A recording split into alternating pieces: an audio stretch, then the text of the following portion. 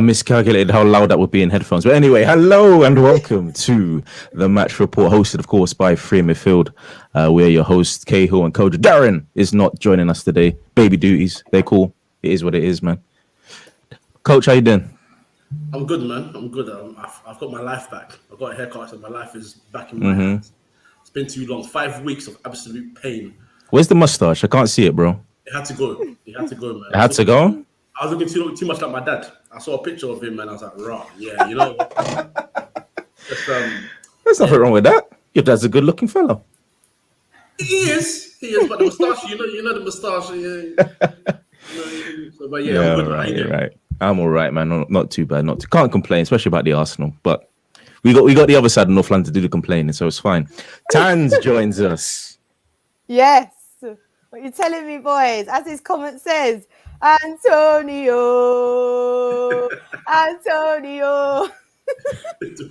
We will talk about Antonio. Don't worry about that. That has literally been my mood the whole of today. I've just been, honestly, I want to get an Italian flag. I want to get spaghetti bolognese out. Let's go. Oh, wow. The Dolmio's coming out, is it? Yeah, trust me. Kesh joins us. How you doing, sir? I'm not too bad, man. Thanks for having me tonight. Keisha. Wow, it started already. I'm sorry. I didn't say it. I didn't say it, man. Yeah, man. Get this cracking. Let's get this cracking. Let's get the games up, of course. Multiple. Oh, Everton's playing today. I didn't even realize they were playing today. That's how in tune I am with this league, this match day. But it is what it is. Wolves. Wolves, yes. A former team of a certain manager. We'll get into that in a minute. But of course, we start on the best side of North London. Arsenal 2, Leicester 0. What's wrong with that? That's the first game that was played. What are you laughing for? Is this the way you just said the best side and just, please, your thing, man. I mean, Tans is here, so I got to get my gloating on. We are the best side of North London. It is what it is, man. There's no competition. For now. For how long? What do you mean for now? It's been a few years, Tash. Why are you stuttering over there? Listen, it's been a few. Yeah, let's go. For now, all right then. Enjoy. No, Arsenal are playing very, very well. It was a big win against a team that, for me, yeah, they're a good team. Leicester have been good this season. And I actually thought Leicester would win, so I was very surprised that you got the win, to be honest. Like, Leicester are a good side, they've got good players. But look, I can't deny Arsenal are looking like a proper team. But now my team's starting to make movements. I'm a bit like, okay, for now, you're good. But no, I think, as I said, you've got a proper team there. You've got a good goalkeeper in Ramsdale. I like the look of Lokonga. I like, what left back have you got? What's his name? Tavares. Yeah, he's decent. You're looking, Aubameyang's back, Lacazette's back, Arteta back, Arsenal are back. What can I say? It keeps him in a job, so I'm happy to see you guys winning. It keeps him in a job. All right, then. It keeps him in a job, but he's won more trophies than your club in. How long is it? 16? Oh, here we go. 14, 10? Some years, but it is what it is. Kojo, we'll go to you, sir. Arsenal. Tan says we're back. Do you believe Arsenal are back? You're muted, bro. Sorry, I said emphatically no. But it's the beginning of something. Look, so far the signs are promising. Obviously, we had a discussion last week with, I guess, Samuel, who, in detail, a Liverpool fan, actually highlighted what Arteta's doing well with his team, and it kind of had us a bit rattled as to. Bro, you rattled. It was me. I was rattled, bro. I was like, I never saw this. I was gonna say you were literally saying, well, we'll see what happens after Leicester, and the performance against Leicester was pretty good. It was really good. It was very good, actually. So, look, I think the building blocks are there. He's made some good signings. You can see they're settling in well. You had a question, not only me and you, many people had a question about White, about Ramsdale. Weren't sure about what Tavares' role was because we saw him come on in his first game at right back as a sub. Lokonga looked tidy, and we weren't sure what Lacazette, Aubameyang's deal was and all that, but he's using the team well. What's this now? 7 wins, 2 draws in the last 9. Yeah, in the last 9, yeah. Which is fantastic. So, look, I got to give credit where credit's due, and yeah, I think the signs are promising, but the form needs to continue. You can't go back to having that sort of inconsistency that you had before under him and and obviously under Emery as well. I mean, obviously the massive talking point. Where is that? Where is that coming from? Oh, is it me? Is it? I think it is. Sorry, Tant. Obviously the massive talking point from that game was Aaron Ramsdale and his masterclass of a performance in goal. Kesh, what have you made of Ramsdale so far? And were you a doubter of his when he first arrived? I was a bit advocate of signing him, you know. Okay. Don't get me wrong. I'm not going to come out and say I thought he's world class, because of course he's not. He wasn't. He was a young lad, played for two teams that came in the Prem. And let's be honest, there were two teams that's not expected to stay in the Prem. So when people was like being malicious and trying to tarnish him and say, "Oh, he's been in the 2 relegation battles and he's gone down," like, how can you want him? Like, how can he play for a top team? Like, just basically saying that he's a poor keeper and he will forever stay as a poor keeper. From when I looked at him, like, I saw the same things that I saw when we had Martinez, a kid that just wasn't really getting games, or when he did play, he made a few mistakes, but I could see that he had the right fundamentals, and if he played regularly, he can improve. You saw during the summer, there was few people that were pointing out how good his distribution was, and for long it's been the issue of Arsenal. Emery tried to stay up on the back. Leno wasn't really quite up for it. Arteta tried to do the same, couldn't really do it. So I thought, cool, he's got the right fundamentals. He can play out on the back. That's a plus. What that's going to translate into is us being a better team in the transition, building up from the block, bypassing the press and getting out. And I think as a keeper, you can always improve your shot stopping. So for him to be 23 and he's already got the playing out from the back, right? He can only improve. Keepers don't peak until their late 20s anyway. So I was never worried. Obviously, a lot of people saying, "Oh, it's 30 mil." I'm not really. Maybe a few years ago, I would have been in that group of other people thinking that's too much money. But the way football's going and how a lot of teams are spending right now, 30 mil has just changed them. It means nothing. And if you look at the way we actually structured the deal, like, I think it was 24, and the other 6 mil is going to come if he's playing for England regularly, if Arsenal's playing in the Champions League. If we're playing in Champions League, you're not going to care. Yeah, no. You're going to say, well done. That means what you paid for, you've got.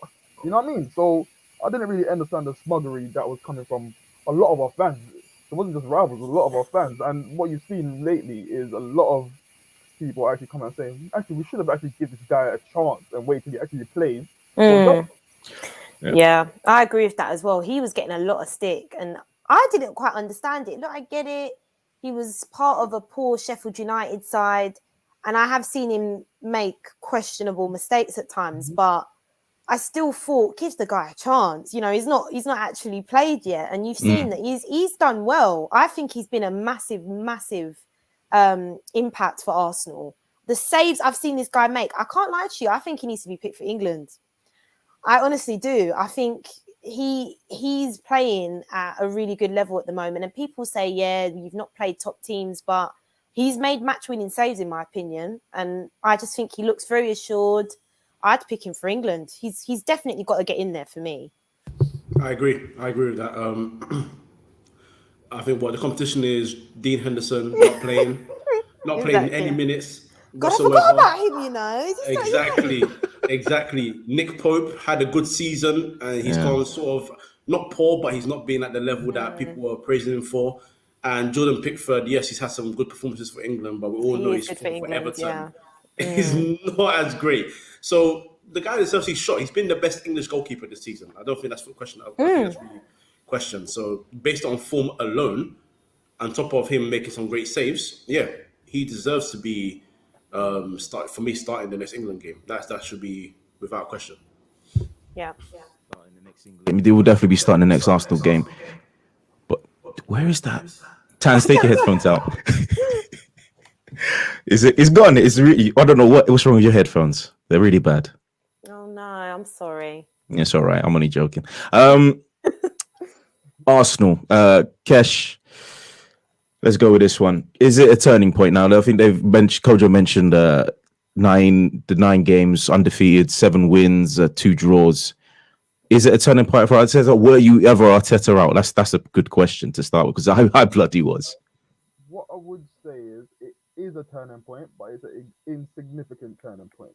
The season has not finished yet. But what you've seen is a lot of improvement in terms of grinding out tough phases in games. Like if you look at the Brighton game, a lot of people getting onto saying like you got muted by Brighton and all that, but we've seen Brighton's a good team. Look what they go against Liverpool. They come away from a draw there.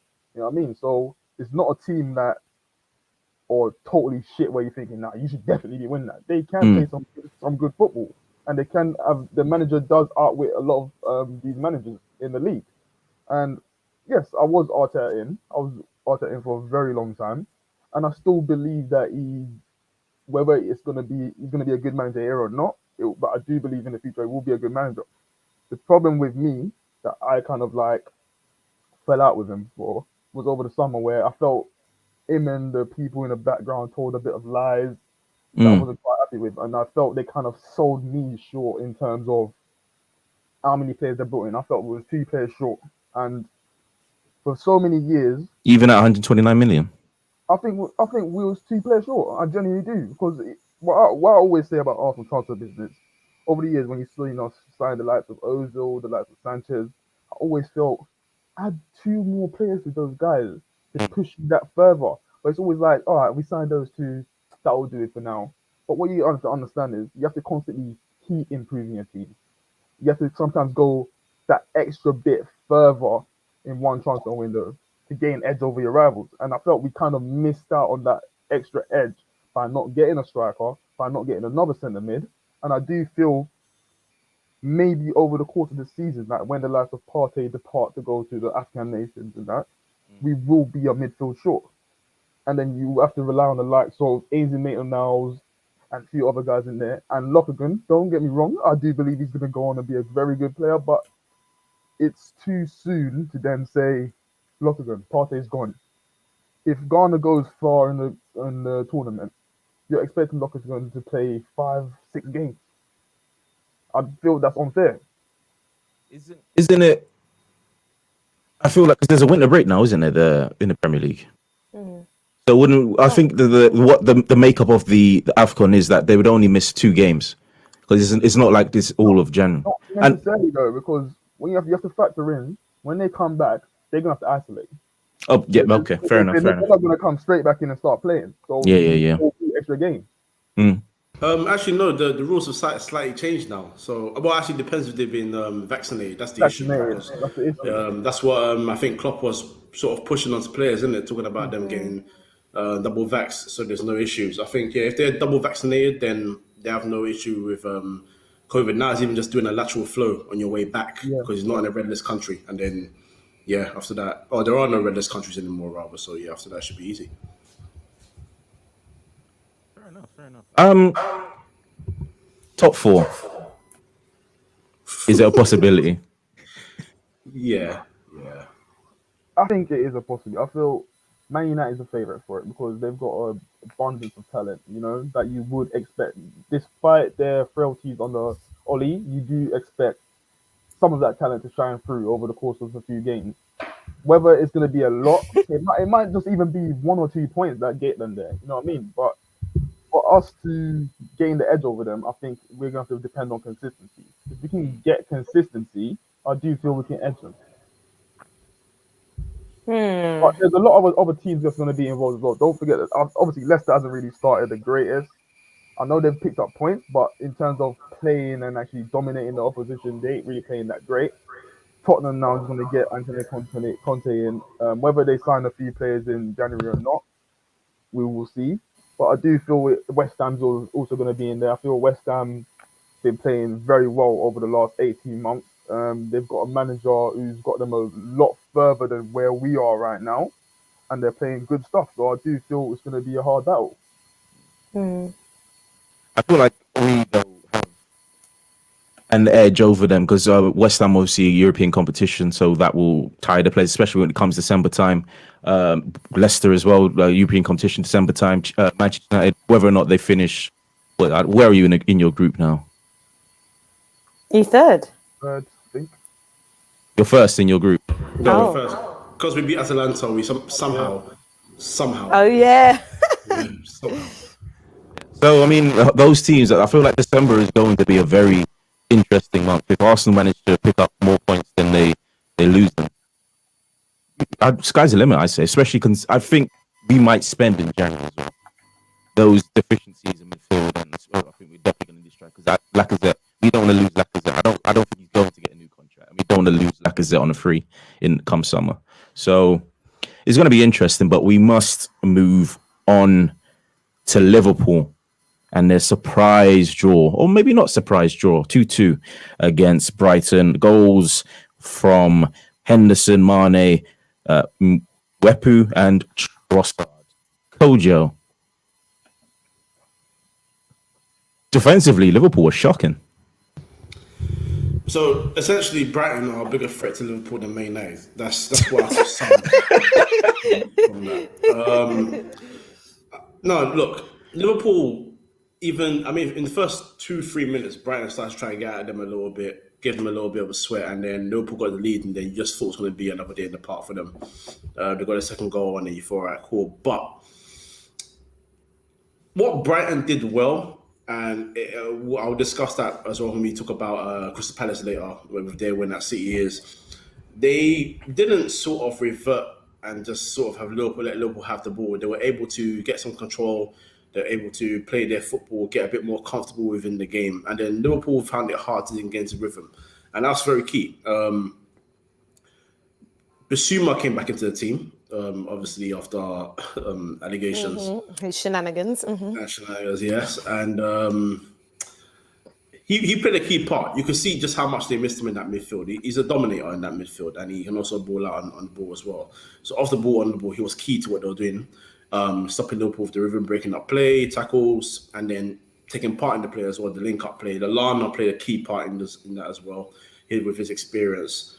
The first goal, I think that was a cross, but he's going to take it, but the second goal was beautiful. I have to be honest. The second goal was a lovely goal, and it's a kind of Brighton football that you come to expect. But you said what it is about Liverpool is that defending, for a while, Liverpool's defending has not been convincing. They score a lot of goals, but they can be got out. Just like any team can go out. Sorry, City, Bayern, whoever you want to talk about, they can go out. And they were just very, very lackluster at the back. Even the second goal, it looked like Van Dijk was totally unaware of what was around him, sort of running with his back to the ball and then turning right, turning left, not sure where his opponents were, and he took advantage of that. So yeah, it's a well-deserved draw, man. And shout out Graham Potter, because other people, couldn't, at 2-0 down, couldn't turn it around. So, I've got to give praise where praise is due, you know what I'm saying? I mean, Tan's Graham Potter, there's probably a manager that's also linked to your job there. I mean, Everyone's linked to his bloody Spurs job, I tell you. It's crazy. It's crazy. Managers. Yeah.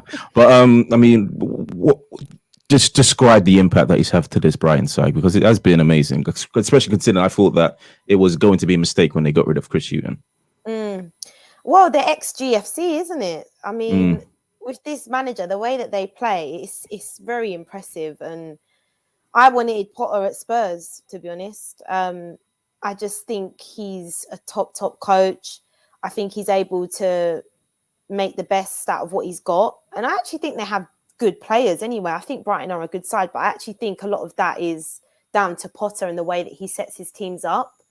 And yeah, I like him as well. I think he's a likable character and I want him to do well. And I think that he probably isn't getting the credit.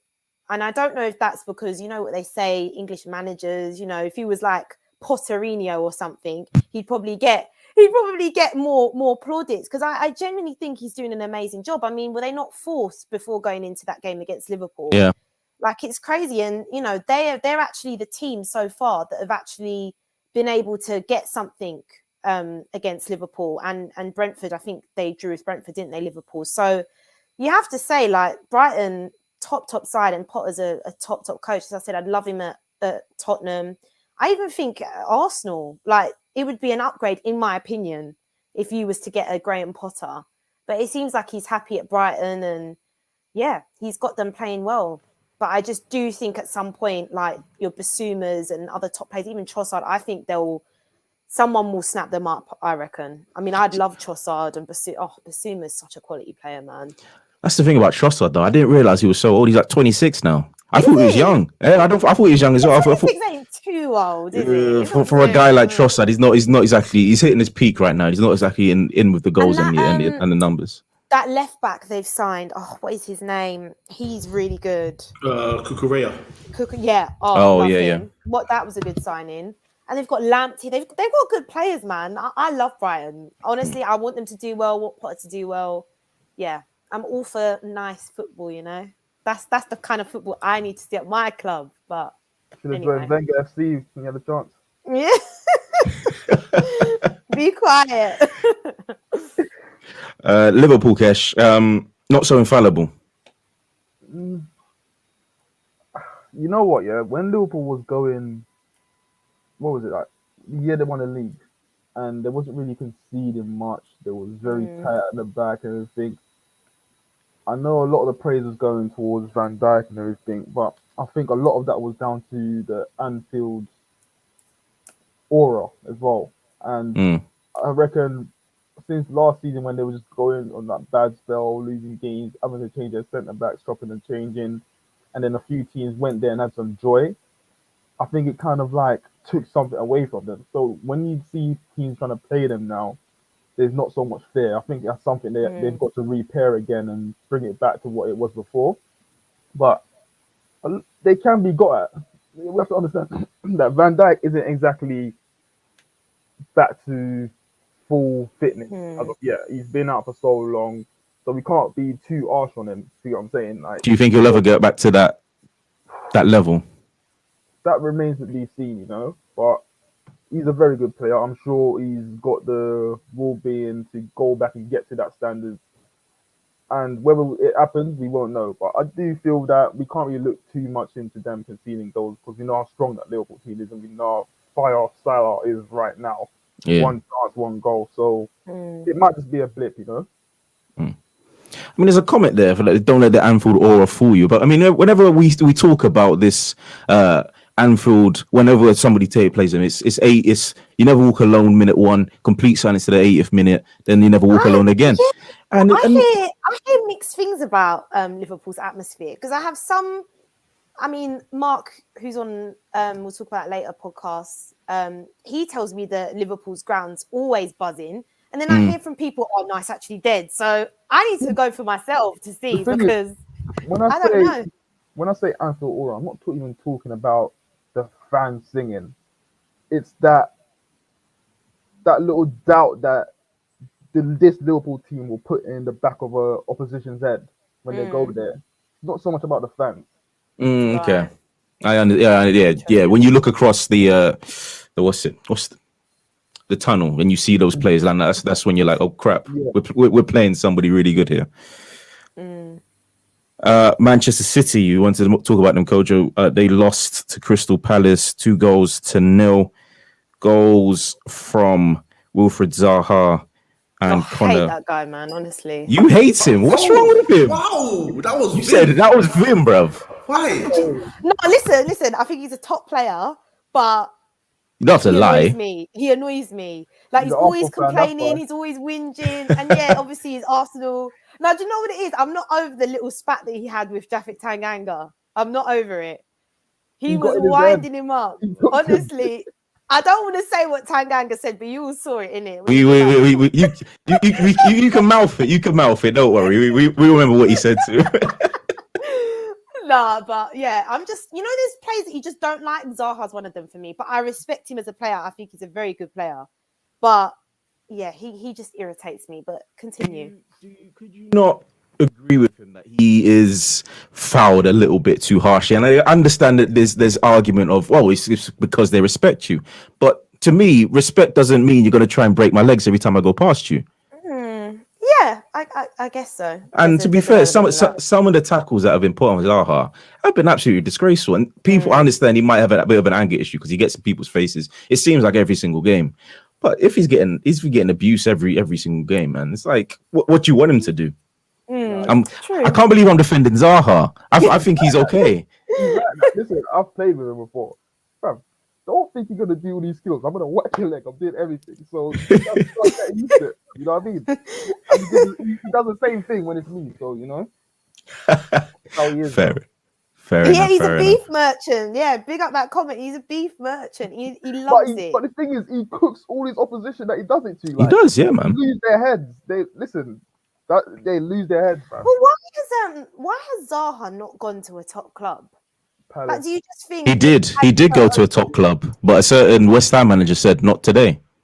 You know what though? He was all done by because Yeah. When you look at the way the move happened, and then all of a sudden the manager that signed, he just decided I'm going to retire. As a young lad moving away from Croydon, going all the way up north to Manchester and everything, like you want that manager that signed you to put his arm around you, and it didn't happen that way, and he lost his way. And then obviously he's gone back to Palace. They gave him a big contract to get him back and everything. He's their star boy. Then when his contract got low and they renewed it again, he kind of like signed his faith away. Because when there was remember, Emery wanted him, and I believe if he never signed that contract, he would be at Arsenal right now. But because he signed that contract and Palace was demanding, what was it, 75 mil up front? Yeah, it was never going to happen, Completely forgot he was at United. I think because it was just so, pointless in a way. I forget. It was a while ago as well. Yeah, It was like it was a while ago. 2013. 2013, Yeah. I guess he was kind of in a situation where Palace also overpriced him because, like Kesh was saying, I think Arsenal wanted him, but they wanted 80, 70 million for him, which I personally think is just way too much but money. he was wanted by Emery, and the club went for Pepe instead. Right? Yeah. Oh, okay, right. Yeah. So he was supposed to get his move, but I guess they intervened, didn't they? Yeah.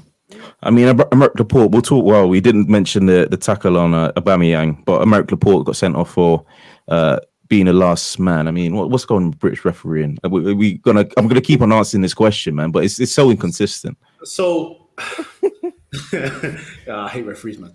But I question referees, but then what I've tried to do recently in my head is every referee that makes a questionable decision, I try to follow their next game and see if they have like a rhythm to their thing.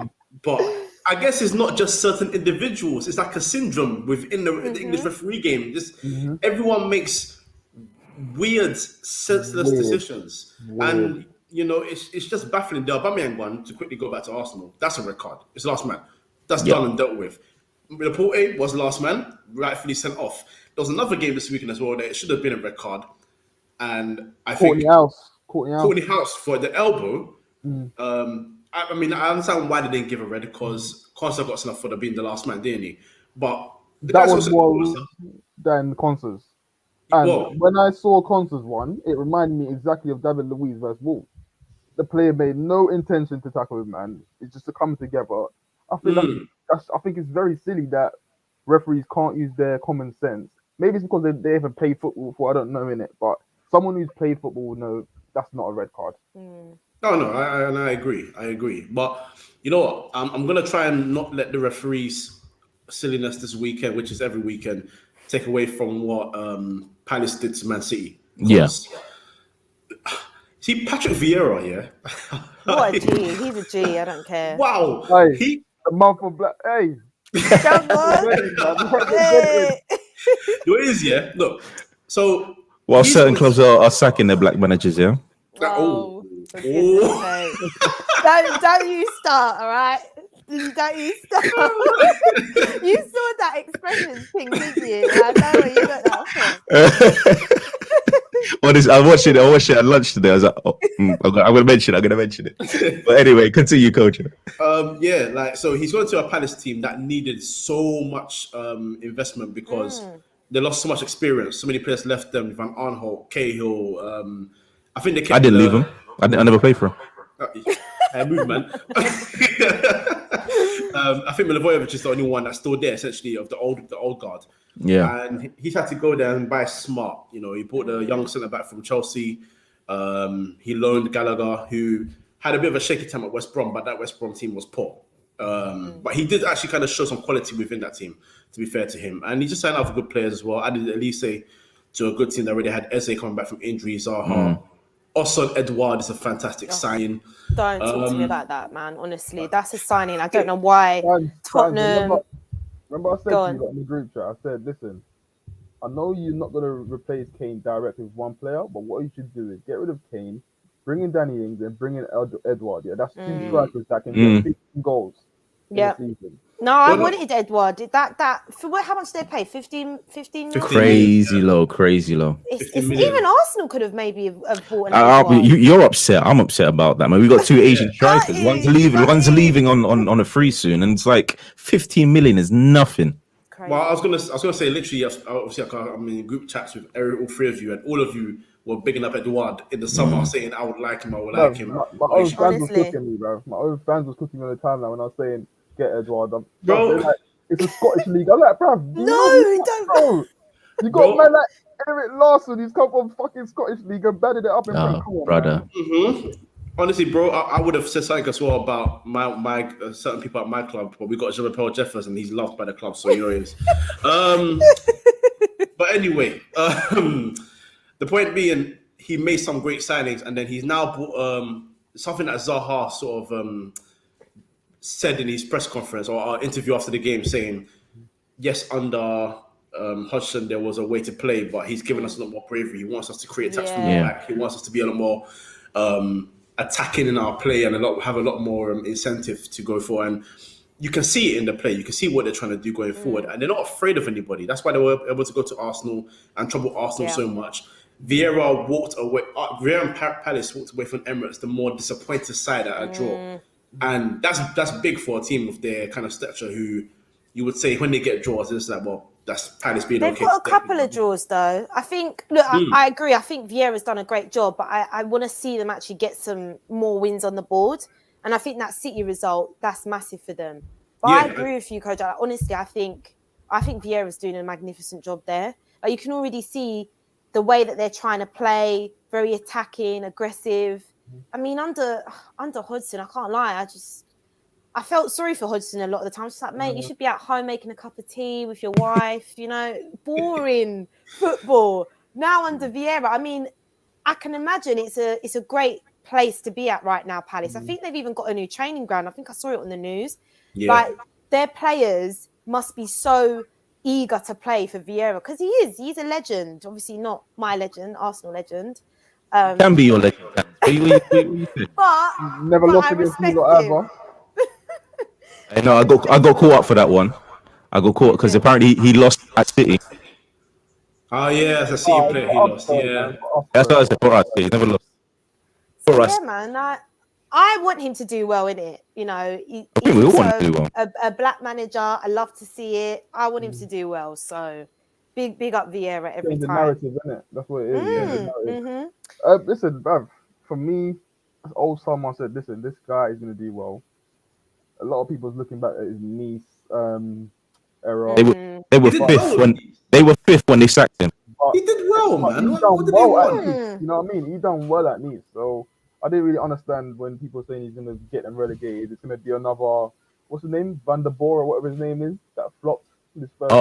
Frank de Boer. Yeah, Frank de Boer. I was like, nah, man, come on.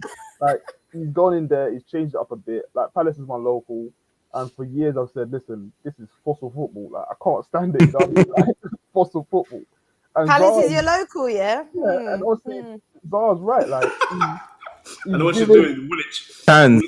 To be honest, if I lived in Tottenham, I would have supported Arsenal anyway. So it doesn't really matter. Oh, of course you would have. So like, he's giving them the impetus to go on and actually show what they can do as a team. Like, they're able to play the possession game as well, keep the ball.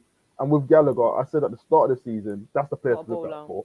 And he's showing exactly why I put so much faith in him. Like, he's a quality player. Very robust, very energetic, and he puts his foot in, he keeps them on the front foot. So long may it continue, man. And just quickly to add to what these guys said, especially what Tanya said about the draws, that win is so big, but what they were showing was that's not a team that can be beaten so easily. A lot of draws is a problem, but when you're a team that's, for me, I used to call them unambitious. I don't know if the board has the same ambition to improve. I thought they were very happy being a Premier League side, but I don't think Vieira has that mentality. You can see that as a player, he wanted to win. And I think as a manager, he has that same drive. He still has that same energy. He wants to go out there and make this team the best team he can be. And I don't think he's even using it as a stepping stone either, because the way he's improving right now, the way he's improving the club right now, people can give it a year, 2 years to be saying he can be Arsenal's manager, he can be this club's manager, he can be this club's manager. It will happen. But if he's able to turn Crystal Palace from a side that's happy being in, let's say, between 10th to 15th, to a side that wants to try and get into a European spot, maybe the Conference League, maybe have a great season and push for the Europa League, then he's proving his point. He's doing his thing. So, yeah, the signings are smart. I'm kind of hoping that he can keep Conor Gallagher with him on a permanent, because that boy is shining. And he deserves all the praise he's getting. He ran the show, man. Against big boys like De Bruyne and all these guys, he made them look like children. He was I'm about to mention De Bruyne. It's the first time he started in, I don't know how long, but they got smacked up 2-0. What's going on with KDB right now? What's happening with KDB? I don't want to say he's being found out, but I feel like City's sort of style of play, and you know where he's going, teams are a lot more aware to his. Only took him 3 years to discover that he drifts off to the right. I mean, I'm not going to shout. You know, people said it on free midfield. It was said on free midfield by my co-host. Indeed, it was said by him. And you know, but I got told he's super intelligent now. So, but it is. But look, I think this is a fair point as well. Actually, I'll put a comment up that the injuries might be catching up to him as well. Because he's starting to get injured a lot. This isn't. He is a player that relies on his PMP as well. Yeah, exactly. So you know he's getting injured a lot. But on top of that, I think the way City play, people are just catching on to him quicker. He's not getting that space on the right wing anymore to whip balls in and find maybe Raheem Sterling on the far side, or Ferran Torres or Gabriel Jesus or whoever. So yeah, no, I'll just say I think Vieira caught out KDB and caught out the rest of the City squad, and they deserve to win from start to finish. They were fantastic, man. Thank you, C1 London. I hope my mic's getting better now, but my nephew is in the room and he's playing with it. I forgot to move it down. Is it better now? Yeah. It's better now. Yeah. I thought it was just me hearing the rustling. Oh, shoot. Sorry, guys. Sorry, I didn't realize. No, but he's honestly so I got my mix and he's doing. It's like, for God's sake. I didn't realize. Well, thank you, C1 London. Anyway, let's move on to Chelsea. They won convincingly 3-0. Or convincingly, it is Newcastle. 3-0 against. I don't even bother watch Chelsea games, man. I just know it's light work for them. Yeah. They make me sick, man. They make me sick. Honestly, it's just light work. Like the thing with Chelsea under Tuchel, I don't actually think they play amazing football, but listen, they're just getting the points on the board. They're just winning. Like, they're so good, man. But they should be good. The money they've spent, the players they've brought in, it doesn't really surprise me how well they're doing, to be honest. I think they're probably the favourites to win the league, Chelsea and Liverpool, in my opinion. So, yeah, Chelsea are just going about their business and they're getting the job done. What can we really say? I mean, Lukaku's not playing. Is that a incentive for them to play, I don't know, a better system or let's not have a focal point? How long is he out for? Is he just going to miss 2 games, I heard, or is it more? I probably got that wrong. I'm not sure.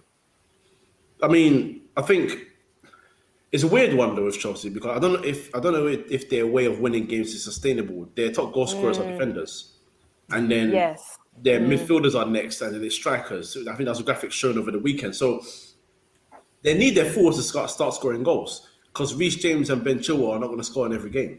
Listen, pay Chilwell up front, boy. I'm telling you. He's smacking them, volleys, everything. Reece James is dinking goalkeepers. That was a finish, bro. It was beautiful. I think Jorginho was being a bit selfish there. He wanted to get his numbers up. Like, give it to Reece James, bro. Listen, you know what? Sometimes you need someone to just say, "Hey, listen, I'm still doing this thing." Yeah. We don't play nice here. Going for that Ballon d'Or. Oh well, that's what he's looking for. And he's like, "Listen, I need my goal tally, man. Ballon d'Or is calling my name." You know? So, but no, look, what Tan said is what it is. They're efficient, man. And in recent history, when Chelsea are efficient, it's a long story, man.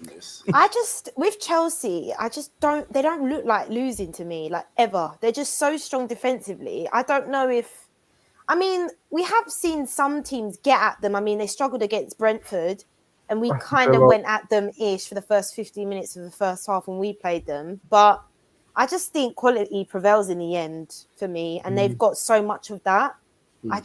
Honestly, I don't see Chelsea flopping at the minute, but we'll see. I think it'll be interesting to see when they play Liverpool again, because I genuinely think that red card ruined the game, in my opinion. I want to see a proper, head-to-head game where all men are on the pitch. I think that's the game I want to see again, Chelsea-Liverpool. And obviously, did they lose to City? They did lose to City, didn't they? Chelsea, yeah.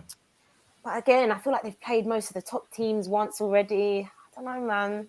As I said, I don't like to talk about Chelsea, man. They make me sick.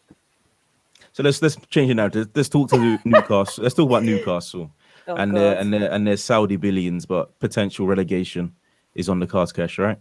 Mm-hmm. Listen. You know what, yeah? I actually think they're going to go down. I think they're going down. I shouldn't have laughed. And I tell you what, I'm going to celebrate it with joy, mate.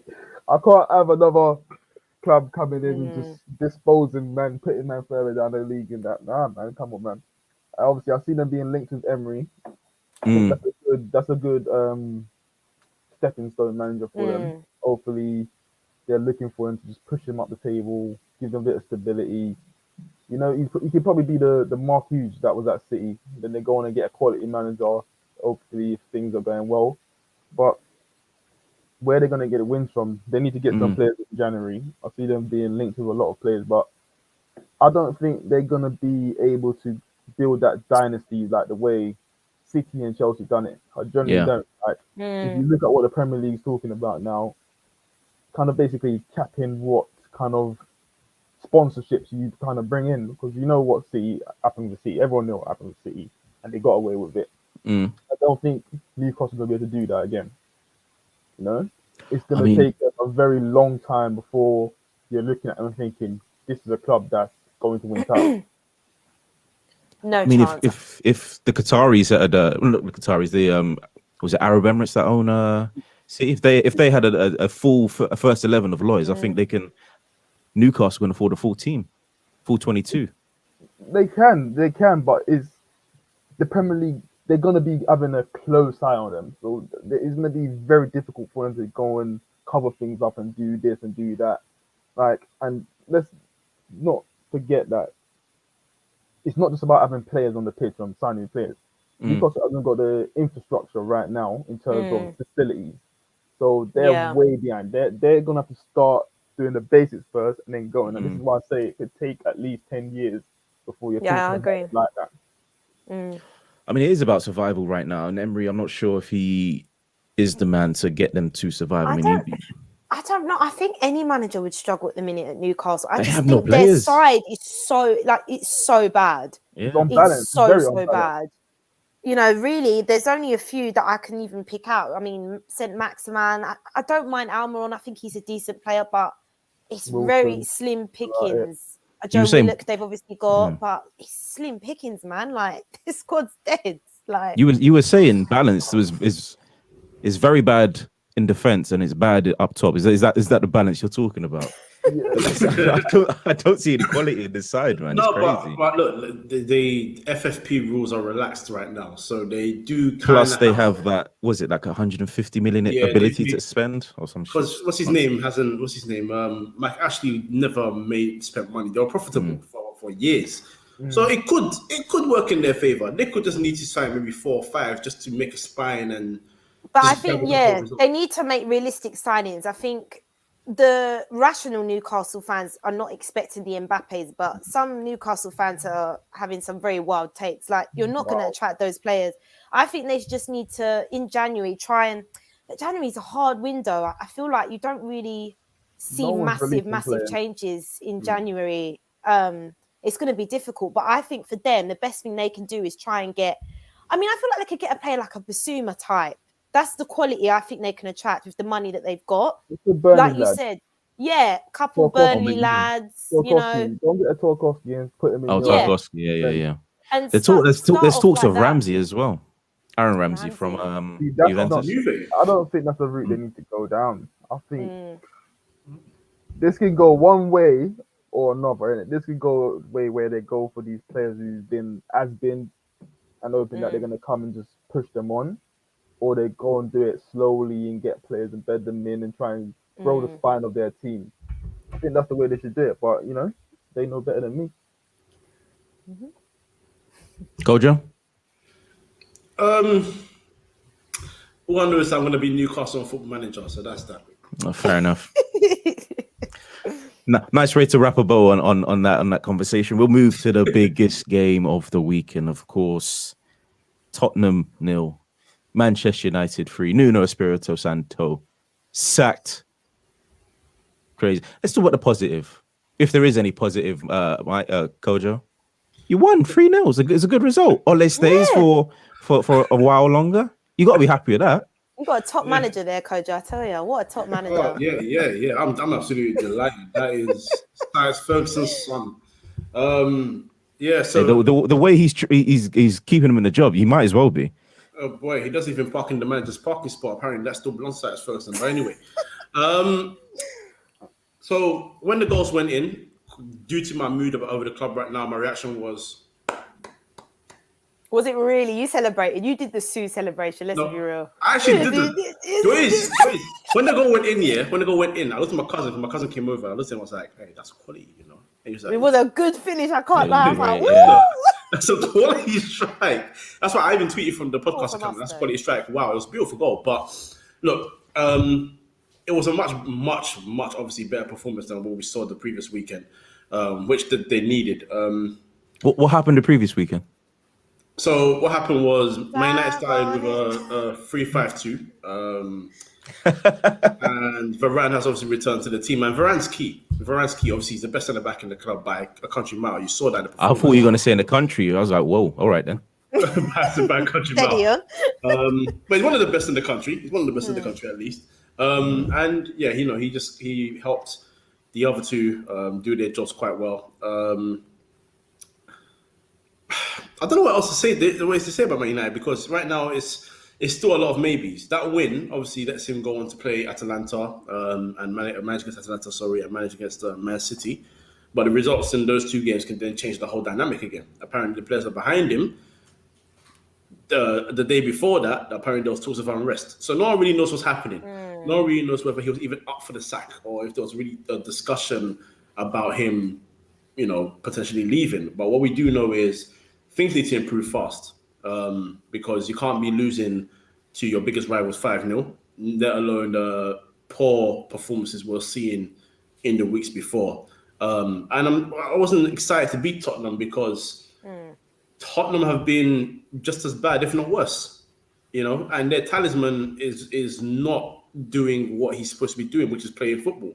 He's just cruising around on the pitch. So, when you beat a Tottenham side like this, which are down in the dumps, when you beat a Santo who's making questionable subs, like taking off Lucas Moura for Bergwijn, then, the game's being pretty much put in your hands. And, if you saw the goals, obviously Ronaldo's goal was quality. Yeah. The second goal was scored by Cavani, which was a Skip that lost the ball, so he looked very uncomfortable. But if I'm a Spurs fan, I think the Rashford goal scared the hell out. I was watching him. He made the same run 3 times in the space of like 15 seconds, and not one Spurs player was watching him. And me, I always talk about look, I will get onto the coach because Santo has to sort that out. That's been going on for Spurs for a while now. I disagree. That was bad. Bro, that the was players that was bad. That is criminal. I'm sorry. You can't watch a player next to you run 3 times and still not track him. And then when it's quite obvious that Matt is going to play a pass to him, you have no intention whatsoever of closing him. The worst thing about that, he didn't even make a run. He just stood directly in the middle, and the gap was about that wide. It was huge. So wide, and he just stood in the middle. And was like, "Oh, I'll just pass it here." I'm telling you, under Nuno, I'm so glad this man is gone. And I know people will say, yeah, but what do Tottenham fans expect? You know, you haven't got the best team. But I'm telling you, to not have a single shot in that whole 90-minute game, and that's all I've been hearing under Nuno. No shots on target, no shots in the second half. And the team selection, I mean, goodness gracious, why on earth are you starting Ben Davies, a finished Ben Davies, over Reguilon, who I don't think he's been amazing for us. I'll be honest. I think we haven't seen the best of Reguilon, but why are you not playing him? You dropped Ndombele and brought on Lo Celso, who I think we need to sell him promptly, because I don't think he's a very good player. In Ndombele or Lo Celso? Ndombele, 100%.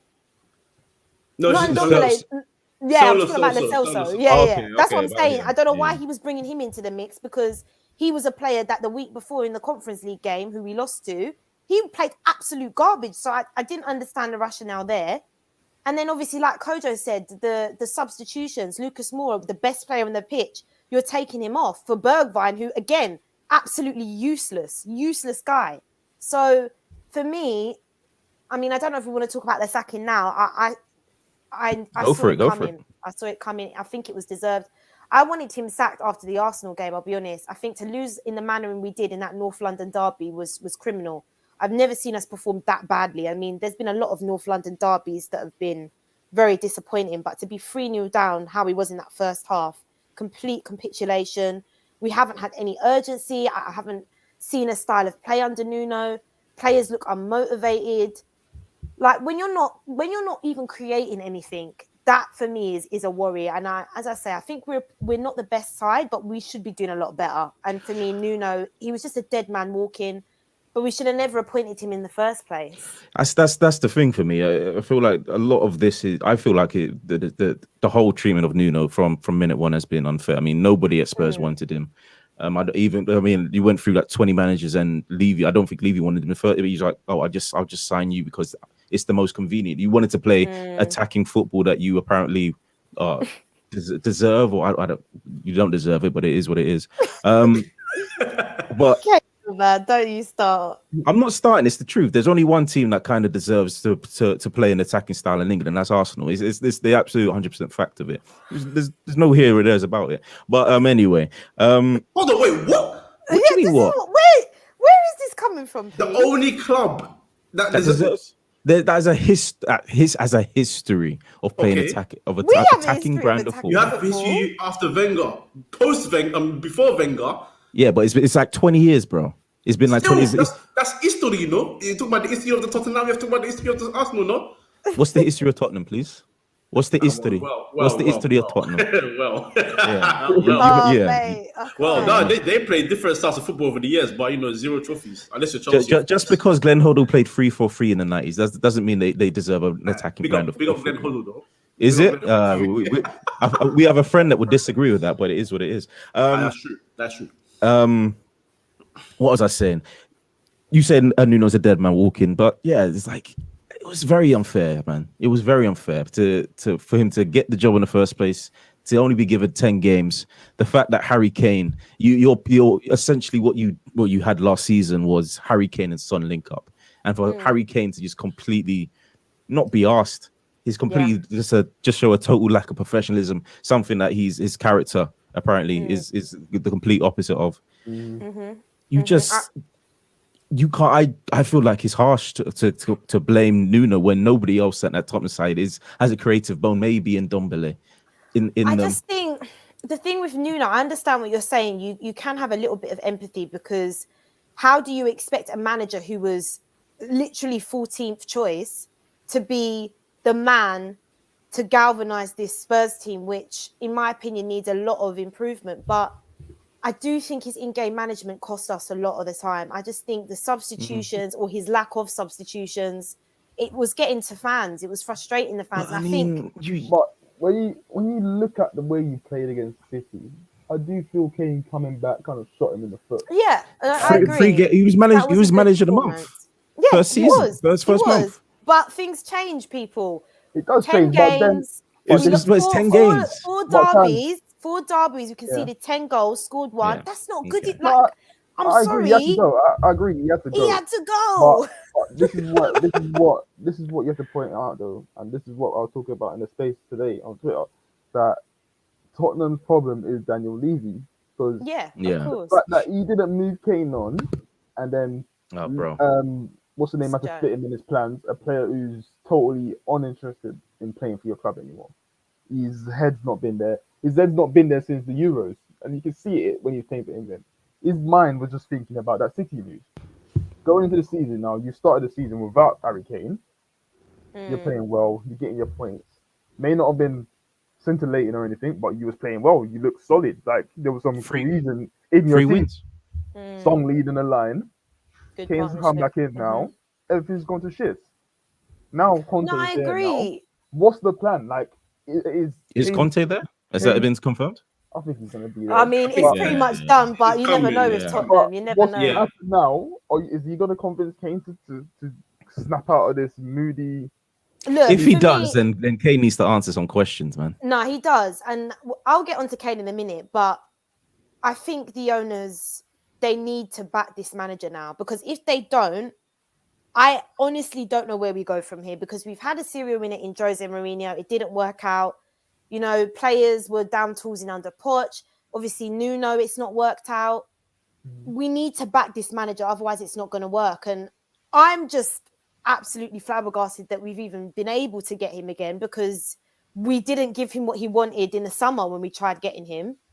And I don't know what conversations we've had with him. I don't know if we're giving him some sort of money to spend. I'm hearing that he might have a budget of 100 million, remains to be seen. I'm hearing that also he's happy that the board actually kept Harry Kane, because it shows that we're still ambitious. I don't know if I agree with that. For me, I agree with Kesh. Hindsight's a wonderful thing. At the time, I didn't want to sell Harry Kane. I feel Levy is well within his rights to demand a lot of money for a world-class player. Why should we strengthen another team and give and sell him for like 100 million when he's a top player for us? I don't see why we should have settled for the money that we weren't getting from City. But now you're looking at it, the guy is honestly, he's down to his attitude is actually terrible. And I'm sorry, I think if this was another player in the league, they'd be getting a lot more scrutiny. I think his attitude is quite frankly disgraceful at the moment. And if it was me, if I was Gareth Southgate, I wouldn't pick him for England, because it seems like Harry Kane can just get away with anything. And I don't like the culture at this club that we feel we have to play Harry Kane. For me, if you're not performing, I would play a Son up front. I would, like we did against City. I actually think we played really well, and it's the best we've played all season. Kane is just not at that level right now. He's not motivated. He doesn't want to be here. And I've always said, if a player don't want to be here, I think we need to get rid. But it was just a bit... I'm trying to think of a player in recent history that's been at a top, well, they call it top 6 now, team that's actually down tool like this, and I can't think of one. Honestly, it's the worst. I mean, I thought They'll Eriksen probably... down tools when we got rid of him, but this is another level. No. Like, I thought Eriksen, I mean, he Alexis kind of Sanchez. at the end. Sanchez was bad, but he wasn't. I don't think Sanchez down tools, though. I think he just lost himself, because he hasn't really recovered. Like, even at Inter Milan, he didn't really, or hasn't really recovered. Kane, the game against Man United, Kane, everything that he did was, especially his decision making, he's a tempest of passes. There was one when he intercepted a pass, read it well from, I think, might have been Shaw or something, and then he's ran down the right wing, and then the attempt of a cross was so pathetic. I was looking at him like, it's crazy. The quality that we've seen you deliver, you went from a pure killer to someone who can obviously score a load of goals but create so many. You got 20 goals, and or was it? Did you get 20 assists last year? Or yeah. And regardless, you won both the top goal scorer and assist thing last season, and to go from that, and then you didn't get your move, and then you made up this statement about people know what it is. I'm still committed to Spurs. Well, if you're still committed to Spurs, we just sit on the pitch. That's as simple as it gets. Scoring goals in the Conference League against Pacos Ferreira and the other But you know team. what as well? Like, he's kind of shameless. Like, there was an interview, I think, for England, he was saying, I've scored 9 goals this season. Against who, bruv? Against Exactly. Wi-Fi passwords in the Conference League. Come on now. You know what I mean? It's just like I've lost a lot of respect. Wait. Hold on. Wi-Fi. That's so Wi-Fi disrespectful. passwords. That's so disrespectful. Bruv, is it not true though? Michael said Azerbaijan. We know your password is Azerbaijan, Tanya. We lost to Vitesse or whatever. They got beaten by a team called something Eagles. Embarrassing. This Conference League that we're in, and he's trying to say, "Oh, I've still scored goals." Shameless. I want him to get punished. I don't think he should be picked for England. Period. He's always Because been of the shameless though. He tried to steal the goal from in the fucking to get ahead of Salah, didn't he? And it wasn't Yeah. his goal. Oh yeah. Hey, I can't lie. I stand that. Goals are goals, bro. If you claim them, I respect. Well, hold on. So you understand what Nani did when he took that goal off Ronaldo and it ended up offside? There is, yeah. No, there is. Do you understand? Yeah, you don't understand that, do you, bro? You don't understand that, do you? Bro. You know why we all laughed at that? It's because the way Ronaldo reacted. That was hilarious. He lost himself. He was furious, bro. If I can quickly just go back to Nuno, I think the thing that disappointed me most about Nuno actually was I feel like he deviated away from his football. Yes, agree. Because I wanted to see that. At Wolves, I think in his what? How long were the Premier League for with Wolves? 3 years, yeah. 3 years, yeah.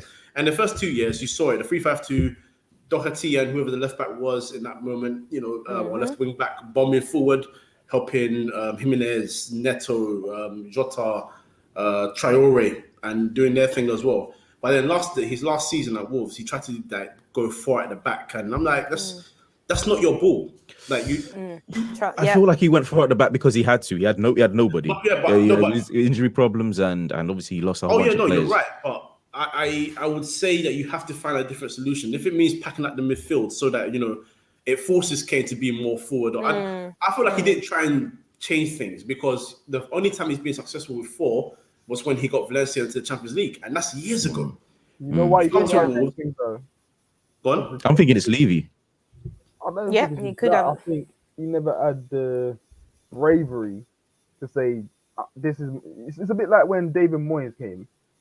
He tried to change it for his own reason. I understood why, but there has to be a balance. He tried to change it way too soon. With Nuno, I think he was too scared to change it, and he just made whatever the masses were saying kind of guided. Yeah. And he lost himself in that way. That's my theory on it. I feel like there was a whole bunch of pressure from Tottenham fans because they wanted to play an attacking style of football. From Levy, from everything in the press that he wants an attacking style manager. So there was no way.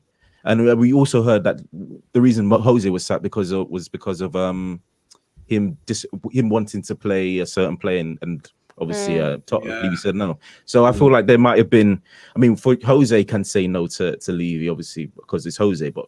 And can Nuno Espirito Santo go to Levy when he's got his first job in the big time? Valencia is debatable, but in the big time in England, and say I want to play this style and I want these type of players. I mean, Levy didn't want Nuno. It was actually Paratici that pushed for Nuno. Oh, okay. Which is interesting. I mean, he likes 3-4-3, doesn't he? Yeah, he does. Yeah, he does. Yeah, so. Look, it was, as I said, it wasn't the right appointment in the first place for me. It's not an appointment that excited me in any way. I think he did do a good job at Wolves, but I just knew he was going to fail. I just knew it. But this whole Conte thing now, it's just, it's crazy. I don't know how this has happened. What's your expectations in the medium to long? As I said, this is all dependent on us backing Conte. I think Conte is a top manager, like probably one of the best in world football right now. I beg to differ, but anyway, I beg to differ, but he's a proven winner. But we have had a proven winner already in Jose Mourinho. But I think for me, I will always say Jose Mourinho was done in it, like he was finished. Conte is still currently a very good manager. I want to actually see him implement his style as well. I want to see a 5 at the back. I just want to see something different. I'm bored of the same formations at Tottenham now, 4-3-3, 4-3-2. I'm bored. I want him to change that. He's obviously a manager that isn't going to take shit. We've seen it in interviews with Thierry Henry. Players I'm going to kill him. I'm going to kill you. And I think a lot of players in this team, they need to be told that. But We had that in Jose Mourinho, and you heard players, oh, you know, it's toxic, you know. I don't know, but They weren't men, apparently. I think people saying that we're just going to get top 4 now, we've got Conte, I think that's a little bit unrealistic. I still don't think we're in that conversation for top 4, but I think we'll probably challenge for top 4 now that we've got Conte. We have more of a chance of challenging. You were challenging, though. You're like 3 points. Oh, I know we're not 3 far off. We're not far off. As I said, it just depends on us backing him. But I do think we might see a change in Kane. I hope. I think having a manager. I hope he sucks. Not because of the Arsenal stuff. I think that what he's done is nothing short of disgraceful. No, it is. But I just think it will give players a lift having a manager like Conte coming in. Because I said this. If I'm a player, I wouldn't be inspired by Nuno. Whereas. And when a Jose comes in or a Conte comes in. Sorry, it's professional pride for me, man. How can you be this bad? He's playing DM. He's not even trying anything. He's literally playing DM or he's going self. It's been disgraceful. But the thing is, honestly, I've lost so much respect for Kane. We're not going to drop him because we don't have a backup. And this is why I always send for these stupid owners, because why didn't we get a backup striker in the transfer window? At the very least, if you wanted to keep Kane, we still need a backup. We've got a 17-year-old Dane Scarlett. We can't play him. Obviously, we can try Son up top, but people say Son up top is very isolated. Fair enough. So it's kind of a situation where I don't know what you do, really. But yeah, with Conte, I'm buzzing. He's a top manager. I'm allowed to be happy about it. I don't think this means Spurs fans are self-entitled in any way. I think, if anything, I'm quite surprised that we've pulled the plug on Nuno. I actually thought we would do a United and stick with him. But the only thing that frustrates me is, why didn't we just get this done in the summer? Right. You know, we look like idiots now. We've wasted time. You know, if this is the man that we wanted all along, just make it happen the first time round. Yeah. And if he does make an impact, God, can you imagine if we just got him in the beginning? Stupid. I must say, Tans, I am enjoying the complete head-spinning 360 exorcist that Tottenham fans are doing right now, just to convince themselves that they don't want attacking football, because they just want effective football. They want winning football. It's not nothing to do with attacking anymore. Listen, I just want to win, and that's what I want, because we ain't been winning a lot. But at what cost? You're going to be playing some dire football. Listen. Look, with the dire football thing, I don't have a problem with it if we're winning. But if we're not winning, at least we see some good football. I'm telling you. I'm being serious. It's not worth it, bro. 180. It's not worth it. You're saying winning, yeah? Because I think sometimes we get caught up in this thing. You just want to win for the sake of winning, yeah? But that's why I asked you, what's the medium to long-term goal? I want to win a trophy. That's always the goal for me. Okay, so you want to win a trophy. So it's not just about winning the Premier League, and it's just any trophy as of now. Kesh. They need some accolades. No. There's nothing wrong with that. There's nothing wrong with that. I'm all right. Listen, Arsenal need to win as many trophies as they can, whether it's League Cup, Car League, or FA Cup. We got to win them, innit? But what I'm trying to say is, a lot of fans today, when I'm speaking to them, they're doing a bit like what Newcastle's been doing. They think they're just gonna go and just smash it, innit? No. I think that's go on. Me, I know Tuchel's doing good right now, and he may go on and win the league this year. But Pep and Klopp are the managers to get past, and for as long as them two are here, I don't see no other team touching a league title. I don't know. I don't think Spurs fans are expecting that. I'm not expecting a league title all of a sudden now that we've got Conte. I mean, that's ridiculous. We don't even have the team for that. But what I expect is us to be improved performance-wise, get some points on the board, and get a trophy. I think if we're still in the Conference League, I don't doubt he'll win that now. We have to win that. That's a trophy. And if we do finish fifth, which is what I expect with the team that we have, I think that's a good season. And then obviously you build from there, get players in that he actually wants in the summer. If they're saying that he's got 100 million to spend, if he brings in 3 or 4 top quality players, let's see what can happen the next season. I think we have to take it one bit at a time. I don't think we can expect to be winning Premier League. As I said, I just want a trophy in it, and I want to be winning games and compete at least. There are 2 points I'm going to make about it. If Roma are still in in the Europa Conference League. You're not winning it because Jose's going to call, Jose's going to call Conte a criminal again, and he's going to completely spin him. And two, I lost my. I'd love to beat him in that Conference League. Have you? Yeah, boy. You sound like Kevin Keegan now. Have you seen the list of players that he's asking for? He's asking for De Ligt, he's asking for Chiesa, he's asking for Brozovic, Stefan De Vrij. It's a mighty list. Players, you know. So, most what's the other Inter defender, the Italian guy? I forgot his name. Orsini or something like that. Yeah. No. Romagnoli. Yeah, I've seen the list. It's mad. It's actually mad. Yeah, AC Milan. Sorry, AC Milan. You know, for Federico Chiesa, you're looking at 100 million. That is. But that's what I'm saying. It's not. No, it's more than 100. They rejected 95 mil, bro. It's more than 100. Go then. But that's the golden boy right now. That's not. That's what I'm saying. That's why I'm actually flabbergasted we've been able to get Conte in, because if he does want their players, Levy ain't giving him that. Unless he sells Kane. You know what? Yeah, my tweet today was Levy's gonna just play Conte the way you played Jose. He's gonna play them. I swear to God. No, man, he can't. Well, I'm telling you, if he does that, I need to see proper. Oh my God, my cat, what is it doing?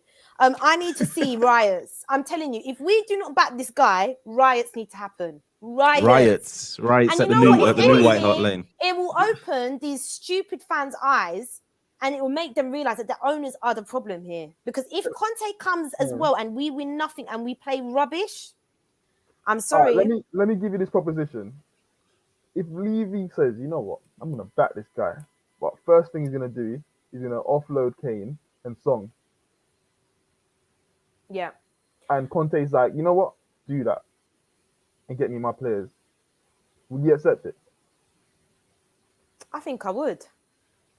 If this is a top class manager who has a proven record of winning trophies. If that's what he wants, get it done. I love Son, I love Kane, but I wouldn't be opposed to selling them if it was for the better of my football club.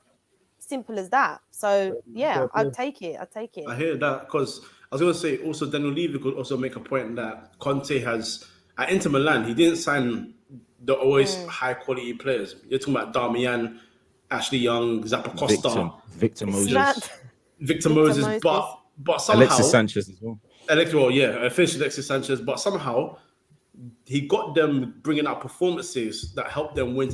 Darmian was scoring last-minute winners in Serie A. He was getting performances out of these guys that are, so-called average, below average sort of talent for if you're trying to challenge for a title. So he could also say that. I was saying that sort of thing about under Pochettino. If I'm Levy, you like, we brought in Alderweireld for like 12 million.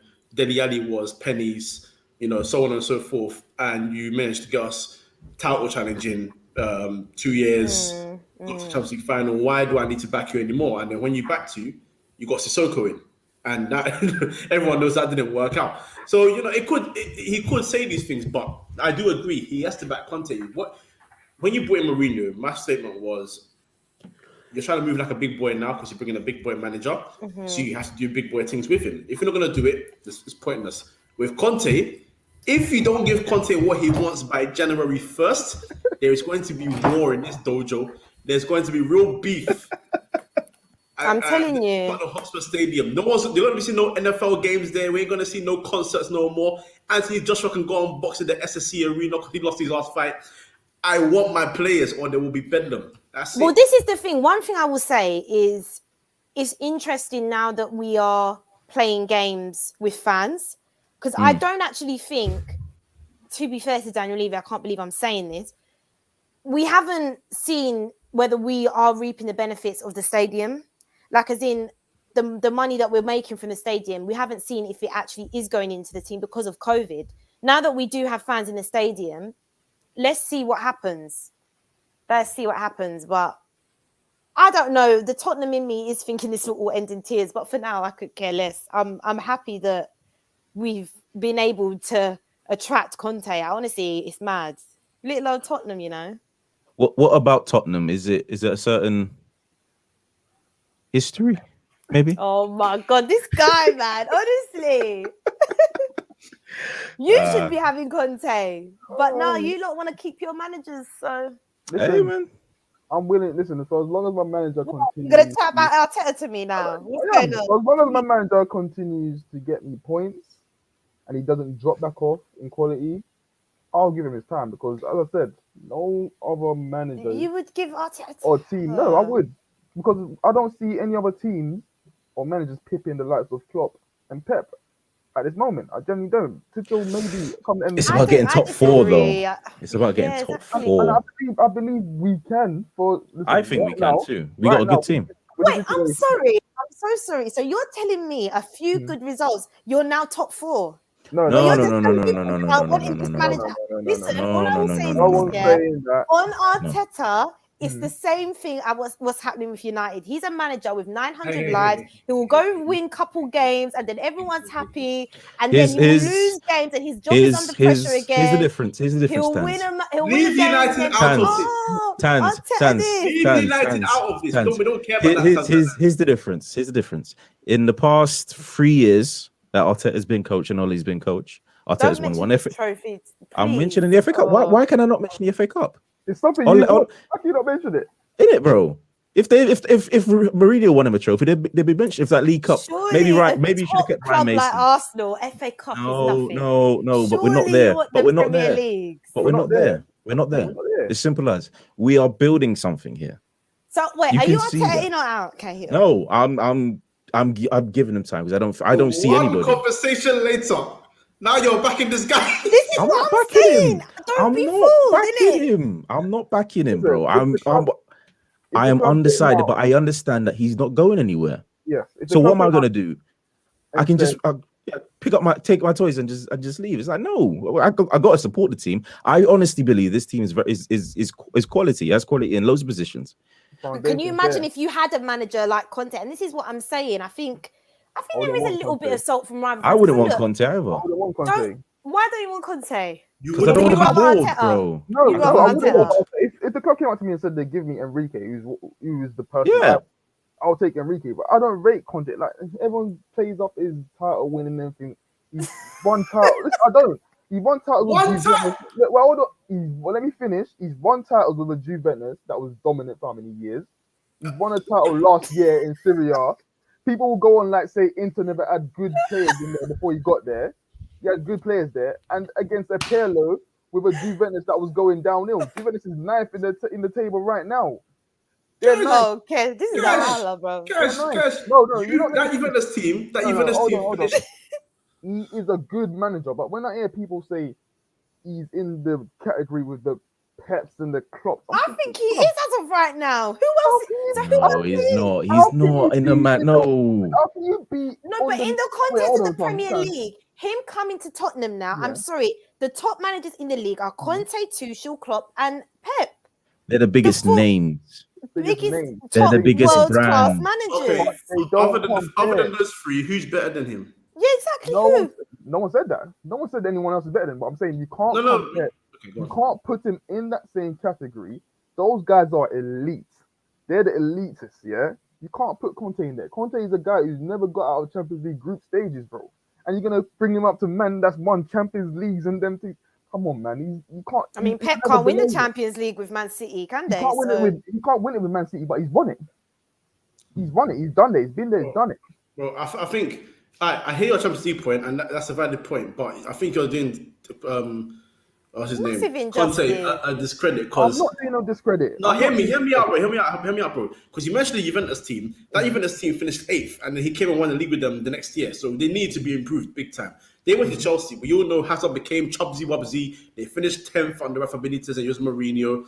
And then he came back, they won the league the next year, put them back in their place. Obviously, the year after that was a disaster. There we go. I just mentioned to mention it. No, I understand that. What I'm saying is, even though, yes, that year after was a disaster, he has got a record of going to teams that, and you could say big teams that have underperformed in their league, and then they finish maybe outside the European spot.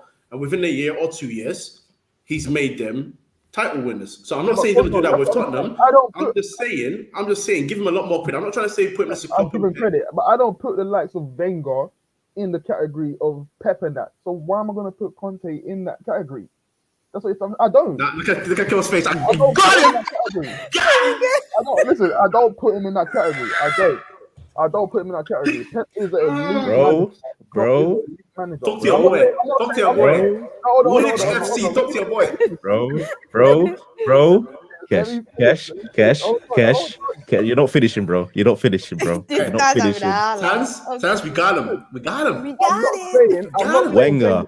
Wenger. Arsene Wenger. He hasn't done it though. He's not done what? He hasn't done it. Bro, he's not done what he should have done in Champions League. He's not done it, bro. He hasn't. I can't believe I'm saying it. I can't believe I'm saying this to an Arsenal fan. Do you not remember that our Premier League is golden? No. He's a Bro. top manager, but he's Bro, not, that is the top that is a top manager's I'm not saying accolade. he's not a top manager, but he's not in the level of a Pep Guardiola. He's not. Brother. He's What are the you level basing that of on? a Just clock. the Champions League? Because Arsenal Not didn't just win the Champions Champions League. League. Not just Champions League. Back-to-back titles. Pep's done it, bro. You can't put Conte in that category. You can't.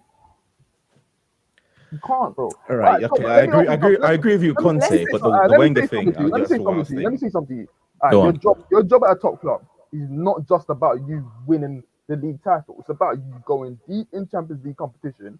Mhm. He's not done that, and the rest have. So how are you gonna say he's a elite manager like the rest of them when he can't compete at the level that they're competing at? So It's you just just think he's fair. I think- overrated then? You think he's I think overrated? he's a good manager, but he's overrated. Yes. Okay. Maybe if you I'm said not that in the saying- beginning. If Pep and Klopp was to leave tomorrow, then by all means, Conte can go and win the title, being back. But he's not. He's not going to do that while they're not here. That's all I'm saying. Boy, I don't think Honestly, bro, I was with you up until I heard Wenger. I think was if like, I'm Conte- rattled, bro. You rattled If me. Conte went to Man United, I think he'd win the league with them. I don't think he would. No, I don't think he would. No. Let's think agree I- to disagree. Agree to disagree. That's where we're gonna have to end it because that was fun. That Wenger comment. I'm gonna have nightmares about that Wenger comment. Antonio, Antonio.